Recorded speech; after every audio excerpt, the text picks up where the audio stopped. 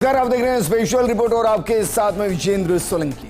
Trump के ताकत से भरे अहंकारी गुब्बारे की हवा निकलनी शुरू हो चुकी है और ट्रंप अमेरिका के अस्तित्व को लेकर इतने बौखला गए हैं कि वो अब किसी भी सूरत में किसी भी हद तक जाकर रूस यूक्रेन के युद्ध को रुकवाना चाहते हैं और उसका सीधा सीधा क्रेडिट खुद चाहते हैं, क्योंकि भारत पाकिस्तान के मामले में भारत के हाथों ट्रंप अपनी इंटरनेशनल इंसल्ट करवा चुके हैं।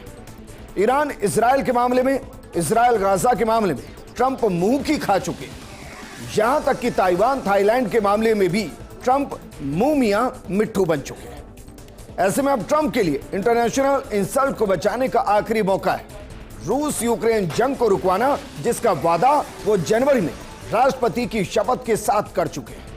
लेकिन अब सवाल यह कि क्या पुतिन से 3 दिन पहले मुलाकात, अब जेलेंस्की से मुलाकात, क्या सच में सीज फायर की शुरुआत है या दोनों को मनाकर एक साथ एक टेबल पर लाने की शुरुआत?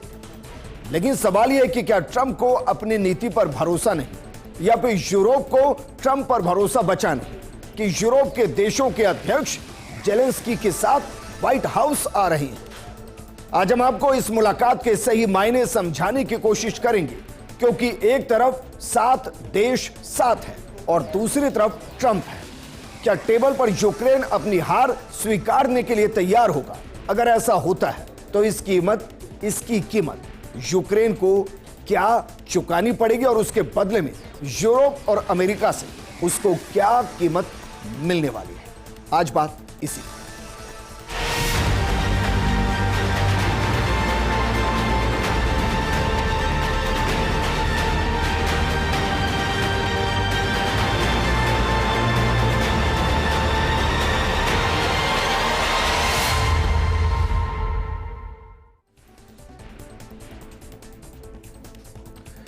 शुरुआत करते हैं व्हाइट हाउस में यूरोपीय नेता और उनकी टाइमिंग के साथ। जरा देखिए, क्योंकि जिस व्हाइट हाउस का जिक्र हम करें उस पर दुनिया भर की नजर है।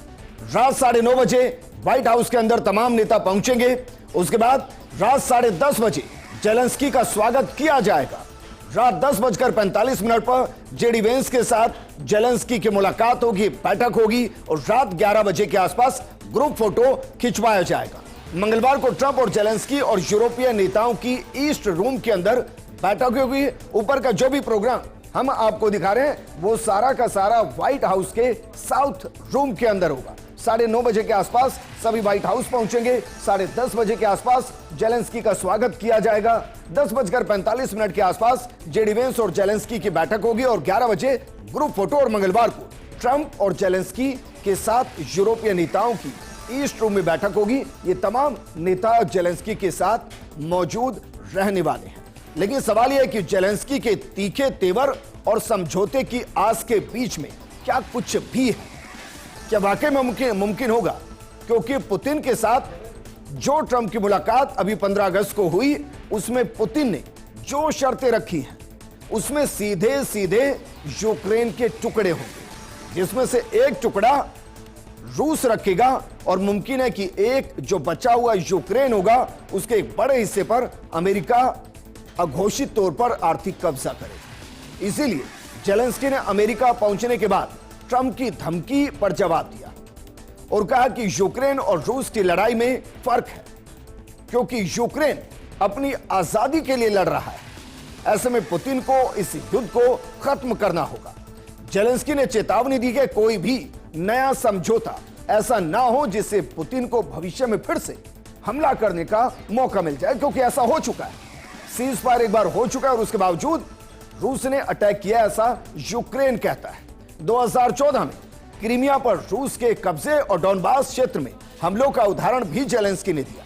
जेलेंस्की ने कहा कि हम सभी चाहते हैं कि यह युद्ध जल्दी और भरोसेमंद तरीके से खत्म हो, लेकिन शांति स्थायी होनी चाहिए, ना कि वैसी जैसे पहले थी, जब यूक्रेन को क्रीमिया और डोनबास छोड़ने को मजबूर किया गया। पुतिन ने इसका फायदा उठाकर फिर से हमला किया। उन्होंने ट्रंप की क्राइमिया वाली बात पर साफ किया कि तब यूक्रेन को क्राइमिया छोड़ने के लिए मजबूर किया गया, जिसकी वजह से रूस ने दोबारा हमले किए। अब ऐसा नहीं होगा। तो क्या वाकई में कंफर्मेशन के लिए जेलेंस्की यूरोप के 6 बड़े देशों के नेताओं को साथ लेकर चल रहे हैं? तो जरा एक बार यह देख लीजिए कि जेलेंस्की के साथ कौन कौन इस बैठक का हिस्सा होगा और इसके मायने क्या होंगे। जरा इस फोटो को देखिए और समझिए जरा। सबसे पहले देखिए, यूरोपीय यूनियन के अध्यक्ष उर्सुला वॉन डेर लेयन, वो खुद इस बैठक के अंदर मौजूद रहने वाली है, जो व्हाइट हाउस के साउथ ब्लॉक के अंदर होगी। इसके अलावा और कौन होगा इसमें? पैट्रिक मर्ज होंगे जो कि जर्मनी के चांसलर हैं। मार्क रूट होंगे जो कि नाटो के महासचिव हैं, वो भी इस बैठक के अंदर होंगे। नाटो की अपने आप में इस पूरी जंग में एक बड़ी भूमिका है, क्योंकि यूक्रेन चाहता है कि वो नाटो का हिस्सा हो और रूस चाहता है कि किसी भी सूरत में यूक्रेन नाटो का हिस्सा ना हो। इसके पीछे की वजह क्या है ये आगे आपको बताएंगे, लेकिन देखिए इसके अलावा कीर स्टारमर होंगे, ब्रिटेन के प्रधानमंत्री, वो भी व्हाइट हाउस के अंदर होंगे। जॉर्जिया मेलोनी होंगी जो कि इटली के प्रधानमंत्री हैं, वो भी होंगी। और इमैनुअल मैक्रों होंगे जो कि फ्रांस के राष्ट्रपति हैं, ये भी इस बैठक के अंदर होंगे। यानी कि जेलेंस्की अकेले नहीं होंगे, 7 देश साथ होंगे वर्सेस ट्रंप होंगे। अब यह समझ पाना बेहद मुश्किल है कि क्या ट्रंप ने इस चक्रव्यूह को रचा है कि जो सबसे महत्वपूर्ण 6 देश हैं, जिनमें यूरोपियन यूनियन भी मौजूद, जिसमें नाटो भी मौजूद, जिसमें तमाम वो देश मौजूद जो फिलहाल ट्रंप की नीति से खुश नहीं है रूस यूक्रेन की जंग में, क्या वाकई में ट्रंप ने इस चक्रव्यूह को रचा कि सबको एक साथ लाया जाए और इनके जरिए जेलेंस्की पर दबाव बनाया जाए कि वो फिलहाल रूस के साथ समझौता करे? या जेलेंस्की को रत्ती भर भरोसा अब ट्रंप पर नहीं, क्योंकि इससे पहले इसी तरीके के प्रेशर के जरिए ट्रंप बाकायदा यूक्रेन के एक बड़े हिस्से को दोहन के लिए, रेयर अर्थ मेटल के लिए डील कर चुका है। क्या वाकई में यूक्रेन जेलेंस्की को भरोसा नहीं कि ट्रंप इस बार कोई दोहरी चाल चलेंगे? इसलिए क्या 6 बड़े देशों या कहीं कि संगठनों से जुड़े नेताओं को साथ लेकर आ रहे हैं? वजह इसकी क्या है? रूस यूक्रेन जंग की प्रमुख वजह क्या है? और क्या उसमें इन 6 देशों या संगठनों की एक बड़ी भूमिका रहने वाली है? क्योंकि यूक्रेन नाटो में शामिल होना चाहता है, रूस इसके खिलाफ है। रूस यूक्रेन की पश्चिमी देशों से नजदीकी का विरोध करता है। 2014 रूस ने क्रीमिया पर कब्जा किया और तब साना दशामा विवाद है। रूस को लगता है कि यूक्रेन की वर्तमान सरकार पश्चिमी देशों के इशारे पर चलती है। यूक्रेन को लगता है कि रूस उसकी आंतरिक राजनीति में दखल देता है, और यह सही लगता है, क्योंकि एक दौर हुआ करता था कि यूक्रेन के अंदर जो सरकार हुआ करती थी वो रूस समर्थित सरकार हुआ करती थी। लेकिन जेलेंस्की के आने के बाद स्थिति बदल गई, और उस स्थिति के बदलने के साथ ही दोनों देशों के बीच के हालात बदल गए। यूएसएसआर के दौरान यूक्रेन रूस का ही हिस्सा था, और इसीलिए रूस इसे अपनी संप्रभुता से जोड़कर देखता है, और वो नहीं चाहता कि यूरोपियन देश उसके दरवाजे पर आकर खड़े हो जाए। क्योंकि नाटो के अंदर अगर यूक्रेन शामिल हुआ तो इसका सीधा मतलब है कि नाटो की सेना, जो कि लगभग 30 लाख के आसपास है, जिसमें अमेरिका एक बड़ी भूमिका निभाता है, उसकी सेना रूस के दरवाजे पर आकर खड़ी हो जाएगी। और यह प्रथम विश्व युद्ध से दुनिया जानती है कि अमेरिका और रूस ये दोनों अलग अलग रहे हैं, और दुनिया इन्हीं 2 ध्रुवों के इर्द गिर्द जंग के मैदान में रही है। ऐसे में जरा समझिए, क्या वाकई में ट्रंप इस चाल को तो नहीं चल रहे कि सबसे पहले सीज फायर कराया जाए, इससे युद्ध को रोका जाए, और युद्ध को रोकने के बाद यूक्रेन को नाटो में शामिल किया जाए? क्योंकि नाटो का कानून यह भी कहता है कि जंग के दौरान किसी देश को नाटो में शामिल नहीं किया जा सकता। बहरहाल जेलेंस्की का 3 मुद्दों पर जो फोकस रहने वाला है, वो फोकस किन किन मुद्दों पर रहेगा जरा देखिए। इस पूरी मुलाकात के दौरान जो खास रह सकता है उसमें यूक्रेन में आम लोगों की हत्याएं बंद हो, इसके लिए अमेरिका पुतिन को तैयार करे, रेडी करे। दूसरा, रूस पर और ज्यादा प्रतिबंध लगाए जाएं, ये दबाव जेलेंस्की बना सकते हैं। इसके अलावा पहले सीज फायर हो, फिर सुरक्षा की गारंटी मिले, यानी कि नाटो के अंदर शामिल करने की बात यहां जेलेंस्की कह रहे हैं। और दरअसल ये तीनों में से सिर्फ पहली बात ऐसी है कि यूक्रेन में आम लोगों की हत्याएं बंद हो, इस पर हो सकता है कि यूक्रेन सहमति दे, रूस सहमति दे। लेकिन इसके अलावा कि दोनों बातों पर शायद यह संभव नहीं कि पुतिन फिलहाल इस पर सहमति देंगे, क्योंकि ट्रंप और पुतिन की इससे पहले मुलाकात हो चुकी है। 15 सितंबर को, माफ कीजिएगा 15 अगस्त को मुलाकात हुई और यह मुलाकात 3 घंटे के आसपास चली। पुतिन और ट्रंप ने 15 अगस्त को देर रात अलास्का में मुलाकात की। उनके बीच यूक्रेन जंग खत्म करने पर करीब 3 घंटे तक मीटिंग हुई। इसके बाद दोनों नेताओं ने सिर्फ 12 मिनट की जॉइंट प्रेस कॉन्फ्रेंस की। इस दौरान उन्होंने पत्रकारों के किसी सवाल का जवाब नहीं दिया। प्रेस कॉन्फ्रेंस के दौरान ट्रंप ने बैठक को सकारात्मक बताया। उन्होंने बताया कि कई बिंदुओं पर सहमति बनी, लेकिन कोई डील नहीं हुई है। कोई समझौता तभी होगा जब वो अंतिम रूप लेगा। अब ट्रंप ने इस बैठक को 10 में से 10 अंक दिए हैं, मतलब मान लीजिए 10 में से सही मायने में 1 या 2 अंक होंगे। वहीं पुतिन ने अपनी मीटिंग मॉस्को में करने का सुझाव दिया है, अगली मीटिंग जो भी होगी। अपनी बात कहने के बाद दोनों नेता मंच से तुरंत चले गए। पुतिन ने कोई इशारा नहीं किया। दैट मीन्स कि पुतिन अभी भी यह चाहते हैं कि पहले यूक्रेन को मनाया जाए, यूक्रेन को समझाया जाए और उसके बाद ही पुतिन से बातचीत हो, क्योंकि पुतिन सीज फायर के पक्ष में तो हैं, लेकिन वो इसके भी पक्ष में है कि यूक्रेन का जो हिस्सा इस वक्त रूस के कंट्रोल में है, उस हिस्से को रूस को दे दिया जाए।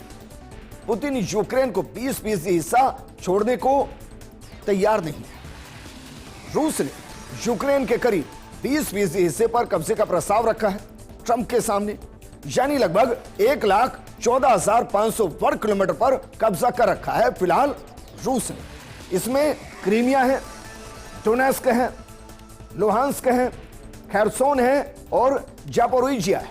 ये वो क्षेत्र है जिस पर फिलहाल रूस का कंट्रोल है, रूस की सेना का कंट्रोल है। रूस इन क्षेत्रों को अपनी सामरिक और ऐतिहासिक धरोहर मानता है। दूसरी तरफ जेलेंस्की का कहना है कि यूक्रेन की 1 इंच जमीन भी रूस को नहीं देंगे। जेलेंस्की का मानना है कि अगर यूक्रेन अभी पीछे हटता है तो इससे देश की संप्रभुता और सुरक्षा कमजोर हो सकती है। साथ ही रूस को भविष्य में और ज्यादा हमले करने का मौका मिल सकता है। जेलेंस्की बिना किसी शर्त के युद्ध विराम की मांग कर रहे हैं। रूस को किसी भी हाल में यूक्रेन का दूसरा बंटवारा नहीं करने दिया जाएगा, यह भी जेलेंस्की की तरफ से कहा गया। तो सवाल यह कि क्या वाकई में ये जो 6 नेता जेलेंस्की के साथ व्हाइट हाउस आ रहे हैं, क्या वो जेलेंस्की को मना पाएंगे, या यहां से एक नए महासंग्राम की शुरुआत होगी, जहां यह तय होगा कि अगर पुतिन नहीं मानते हैं, रूस के कब्जे वाले हिस्से को नहीं छोड़ते हैं, तो फिर यूरोपियन कंट्री अमेरिका के साथ मिलकर रूस के खिलाफ जंग के मैदान में होगी। तो क्या युद्ध विराम सीज फायर की आहट के बीच में महासंग्राम शुरू हो सकता है? बहरहाल ट्रंप पुतिन की बैठक और उसमें प्रस्ताव क्या थे पुतिन की तरफ से, क्योंकि आपने जेलेंस्की की तरफ से प्रस्ताव क्या हो सकते हैं समझ गए। पहला, आम नागरिकों की हत्या को रोका जाए। दूसरा, सीज फायर हो, उसके बाद सुरक्षा दी जाए और इसके अलावा जो हिस्सा यूक्रेन का है वो यूक्रेन में रहे और रूस पर कड़े प्रतिबंध लगाए जाए और कड़े प्रतिबंध लगाए जाए। लेकिन पुतिन क्या कह रहे हैं जरा देखिए। पुतिन जो ट्रंप को कह रहे हैं वो कह रहे हैं कि कोई युद्ध विराम समझौता नहीं होगा। त्रिपक्षीय बैठक का प्रस्ताव दिया। फिलहाल जो बैठक 15 अगस्त को हुई है उसमें पुतिन ने कहा है कि अभी कोई सीज फायर युद्ध विराम की बात नहीं है, कोई युद्ध विराम समझौता नहीं होने वाला है। जंग में परिणाम होता है और वो उन 20% इलाके को रूस के अंदर चाहते हैं जिस पर रूस का कंट्रोल है। वो चाहते हैं कि अगर इस मुद्दे पर बातचीत हो तो त्रिपक्षीय बैठक हो, जिसमें अमेरिका समझौता करे या मीडिएटर की भूमिका निभाए, रूस और यूक्रेन उसके अंदर मौजूद हो। इसके अलावा कोई नए प्रतिबंध नहीं हो। यह भी अमेरिका को चेतावनी दी गई है। इसके अलावा कैदियों की रिहाई, जो यूक्रेन ने रूसी कैदियों को कंट्रोल कब्जे में किया हुआ है, उनको रिहा किया जाए। और जो सबसे महत्वपूर्ण है वो है कि यूक्रेन नेटो में शामिल नहीं होगा। यह स्पष्ट कर दिया गया है पुतिन की तरफ से, क्योंकि इस जंग की शुरुआत ही इस मुद्दे के साथ हुई जब यूक्रेन कहने लगा कि अब उसे नेटो में शामिल किया जाए। इस जंग के मूल में दरअसल वही है। लेकिन ये नेटो क्या है हम कई बार आपको समझा चुके हैं, लेकिन एक बार फिर से जरा इस मुद्दे को समझिए कि क्यों रूस ये कह रहा है कि भाई नेटो में नहीं जाना है। क्योंकि नेटो में जाने का मतलब है कि रशिया की सरहद तक नेटो की सेना का आ जाना। नाटो की सेना कितनी है, जरा इस पर भी एक गौर फरमाते हैं, क्योंकि नाटो का पूरा नाम नॉर्थ एटलांटिक ट्रीटी ऑर्गेनाइजेशन है। यह यूरोप और उत्तरी अमेरिकी देशों का एक सैन्य संगठन है। नाटो की स्थापना के समय अमेरिका समेत 12 देश इसके मेंबर थे, सदस्य थे। अब यह बढ़कर 32 हो चुके हैं। इनमें 30 यूरोपीय और 2 नॉर्थ अमेरिकी देश हैं। इसका मकसद मेंबर देशों की रक्षा करना है। अब सोचिए जरा इसके आगे के वाक्य को समझिए। अगर किसी नाटो देश पर कोई देश हमला करता है तो बाकी सभी मेंबर उसकी रक्षा के लिए आगे आ जाते हैं। इसका मतलब क्या हुआ? अगर 33वां देश यूक्रेन नाटो का हिस्सा बनता है और रूस यूक्रेन पर अटैक करता, तो ये जो 32 बाकी देश हैं, इनकी सेना भी रूस के अगेंस्ट जंग के मैदान में होती, क्योंकि इसे नाटो देश पर हमला माना जाता।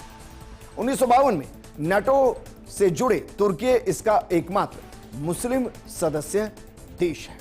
तो चलिए नाटो पे एक नजर डाल लेते हैं। जरा देखिए इसको कब बनाया गया, इसकी स्थापना किसने की और फिलहाल इसमें कितने सैनिक हैं। 4 अप्रैल 1949 को इसकी स्थापना की गई। इसका जो हेडक्वार्टर है ब्रसेल्स बेल्जियम के अंदर है। इसे जो इसका टाइप है, जो नाटो का टाइप है, वो सैन्य गठबंधन है। आधिकारिक भाषा इसकी अंग्रेजी और फ्रेंच है। इसके फिलहाल महासचिव मार्क रूटे हैं, जो बाकायदा इस यात्रा के दौरान जेलेंस्की के साथ जा रहे हैं। इसके अलावा इसमें कुल सेना 30 लाख है, जिसमें एक बड़ी सेना अमेरिका की है। सैन्य खर्चा भी बड़ा अमेरिका का, आपको ध्यान होगा। हाल ही में नाटो की मीटिंग के दौरान ट्रंप ने क्या कहा था? ट्रंप ने कहा था कि भाई नाटो के जितने भी देश हैं उनको अपना सैन्य खर्चा कम से कम 2.5% करना होगा। लेकिन ट्रंप ने मीटिंग से पहले क्या कहा? ये जो जेलेंस्की के साथ मीटिंग हो रही है, इस मीटिंग से पहले ट्रंप ने क्या रिएक्शन दी? क्योंकि जेलेंस्की का स्पष्ट है कि वो अपने देश का कोई हिस्सा नहीं देंगे। लेकिन ट्रंप कह रहे हैं कि यूक्रेन के राष्ट्रपति जेलेंस्की चाहे तो रूस के साथ युद्ध लगभग खत्म किया जा सकता है। जरा देखिए, यूक्रेन के राष्ट्रपति जेलेंस्की चाहे तो रूस के साथ युद्ध लगभग तुरंत खत्म कर सकते हैं। याद कीजिए कि इसकी शुरुआत कैसे हुई थी। ओबामा को क्रीमिया वापस नहीं मिलेगा। 12 साल पहले बिना गोली चलाए और यूक्रेन का नाटो में शामिल नहीं होना, कुछ चीजें कभी नहीं बदलती। डोनाल्ड ट्रंप राष्ट्रपति अमेरिका, वो कह रहे हैं कि भाई 12 साल पहले भी यही चल रहा था कि रूस यूक्रेन कह रहा था कि नाटो में शामिल होना है। उस दौरान क्रीमिया का खेल शुरू हुआ, जो अभी तक यूक्रेन को वापस नहीं मिला है, और वही अब फिर शुरू हो गया है। कुछ नहीं बदल रहा है। इस बार हो सकता है कि 20% हिस्सा जो रूस ने कंट्रोल कर लिया है वो भी हाथ से चला जाए। अब इस बयान के मायने हैं, इस बयान के मायने यह है कि ट्रंप यूक्रेन के राष्ट्रपति जेलेंस्की से मुलाकात से पहले यह स्थिति स्पष्ट कर देना चाह रहे हैं कि अमेरिका का स्टैंड फिलहाल क्या है। वो स्पष्ट कर देना चाह रहे हैं कि अमेरिका रूस के साथ क्या डील करके आया है, ट्रंप पुतिन के साथ क्या बात करके आए हैं, किन बातों पर मनाने के लिए जेलेंस्की को इस बैठक में बुलाया गया और सपोर्टिव किरदार के तौर पर इन तमाम नेताओं को क्यों बुलाया गया। लेकिन इन सबके बीच में जिसका जिक्र सबसे ज्यादा होता है, क्योंकि नाटो में शामिल होना और ना होना ये रूस की संप्रभुता से भी जुड़ा है, क्योंकि यूरोपियन कंट्रीज बिल्कुल उसके दरवाजे पर आकर खड़ी हो जाएंगी और यहां से रूस के लिए खतरा है। इन सबके बीच में जो एक प्रमुख किरदार निभाता है वो है नाटो का अनुच्छेद 5, क्योंकि अनुच्छेद 5 ही है जो नाटो के सामूहिक सुरक्षा और रक्षा सिद्धांत का आधार है। यूरोप या उत्तरी अमेरिका में गठबंधन के 32 सदस्यों में से किसी पर भी अगर हमला होता है तो वो हमला उन सभी के खिलाफ हमला माना जाएगा जो नाटो के अंदर शामिल देश है। इतने सारे राष्ट्र अध्यक्षों का इतनी जल्दी अमेरिका पहुंचना मॉडर्न डिप्लोमेसी में अभूतपूर्व है। इससे पहले ऐसा कभी नहीं हुआ और यह इस बात को भी दर्शाता है कि इसमें कितना बड़ा जोखिम है। राजनयिक सूत्रों का कहना है कि यूरोपीय अधिकारी इस बात को लेकर चिंतित है कि ट्रंप जेलेंस्की को अपनी शर्तों पर सहमत होने के लिए दबाव डाल सकते हैं, क्योंकि पिछले शुक्रवार को अमेरिकी धरती पर हुई ट्रंप और पुतिन की बैठक में यूक्रेनी नेता जेलेंस्की को शामिल नहीं किया गया। तो क्या इसका मतलब यह निकालें कि जेलेंस्की इन सबको लेकर चले हैं कि चलिए आप सभी व्हाइट हाउस चलिए? और देखिए ट्रंप किस तरीके से दबाव डाल रहे हैं, और अगर दबाव डालते हैं तो आप उस दबाव को न्यूट्रलाइज कीजिए। तो क्या जेलेंस्की मान चले हैं कि यूरोपियन देशों के बिना इस जंग को लड़ना मुमकिन नहीं है, और उसके लिए अगर ट्रंप से भी भिड़ना पड़े तो उसके लिए तैयार रहना है यूरोपियन देशों को। आप समझिए सर, क्योंकि यूरोपियन कंट्रीज बोल चुकी हैं कि ट्रंप की नीति स्पष्ट नहीं है। ट्रंप की नीति बार बार रूस और यूक्रेन की जंग में बदल रही है, क्योंकि इससे पहले जब ट्रंप और जेलेंस्की की मुलाकात हुई तो उसमें युद्ध विराम हुआ या नहीं हुआ, अमेरिका को एक मोटा मुनाफा हुआ, क्योंकि ट्रंप व्यापारी ट्रंप हैं।